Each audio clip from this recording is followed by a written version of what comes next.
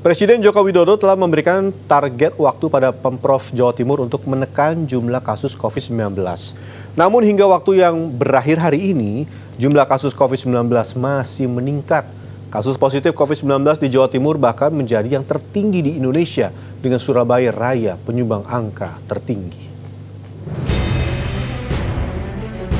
Target 2 minggu yang diberikan Presiden Joko Widodo kepada pemerintah Provinsi Jawa Timur untuk menekan angka kasus COVID-19 berakhir hari ini, 9 Juli 2020. Sebelumnya, pada 25 Juni lalu, Presiden Joko Widodo telah memantau penanganan COVID-19 di Jawa Timur. Presiden meminta secara tegas kepada seluruh kepala daerah untuk bersinergi, melakukan koordinasi dan komunikasi untuk menyelesaikan kasus pandemi COVID-19. Saya minta dalam waktu 2 minggu ini pengendaliannya betul-betul kita lakukan bersama-sama dan terintegrasi dari semua unit organisasi yang kita miliki di sini. Berdasarkan data info COVID-19 Pemprov Jawa Timur, setelah kunjungan Presiden Jokowi, Jawa Timur mencatatkan penambahan kasus tertinggi selama 2 pekan di angka 550 pada tanggal 5 Juli. Hingga Kamis 9 Juli, jumlah kasus COVID-19 di Jawa Timur mencapai 14.941. Kota Surabaya menyumbangkan jumlah kasus positif tertinggi dengan angka 6.681 kasus. Target Presiden Jokowi untuk menekan angka COVID-19 selama 2 pekan tampaknya belum dapat direalisasikan Pemprov Jawa Timur. Epidemiolog Universitas Airlangga Surabaya, Windu Purnomo menyebut, kasus COVID-19 di Jawa Timur masih belum terkendali. Bahkan jika dibandingkan 1 bulan yang lalu, attack rate kali ini meningkat hingga 2 kali lipat. Jadi kan kalau dari sudut situasi epidemiologi ya, Surabaya 211,4 per 100.000 penduduk, Jawa Timur 34 per 100.000, dibandingkan sebulan yang lalu, 4 minggu yang lalu, kenaikannya 2 kali lipat lebih.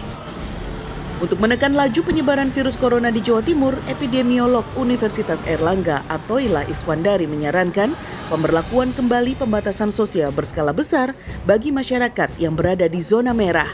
Dari 38 kabupaten dan kota di Jawa Timur, 7 kota diantaranya masih berstatus merah, seperti Surabaya, Sidoarjo, Gresik, Pasuruan, Jombang, dan Kabupaten Malang. Implementasi sektor yang bisa diterapkan antara lain membatasi pertemuan publik, perjalanan, serta menutup aktivitas bisnis kecuali untuk keperluan esensial.